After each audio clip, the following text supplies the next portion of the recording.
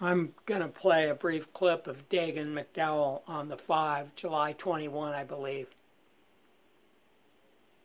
We probably would have had 3 times as many dead because he was against the ban from China.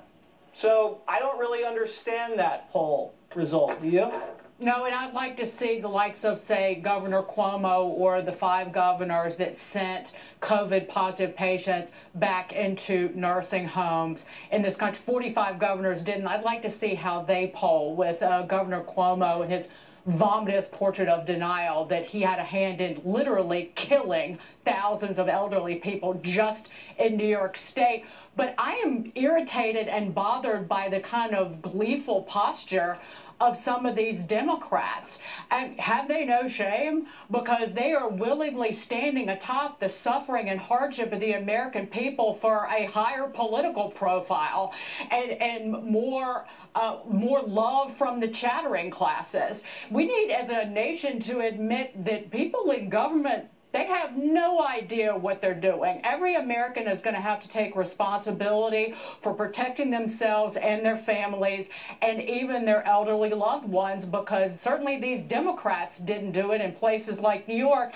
And I know. Well, that's really the main part of it.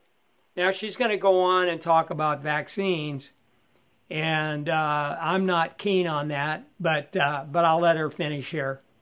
President Trump, one thing he's going to do is go through the long list of private companies that are creating vaccines and what the timeline looks like. And if you start with AstraZeneca, Moderna, Pfizer, Merck, and Johnson & Johnson, they are on it. And hopefully... Well, if you don't think that's not just a big giant scam, I got news for you. So there's that. The government collusion with these so-called private companies that get all kinds of money, and they've got everybody stampeding and anxious to get vaccinated. Count me out on that. But anyway, it is a reality. And the other thing is Trump finally sold out on the mask. He's now on board. They're really pushing the mask on the American people.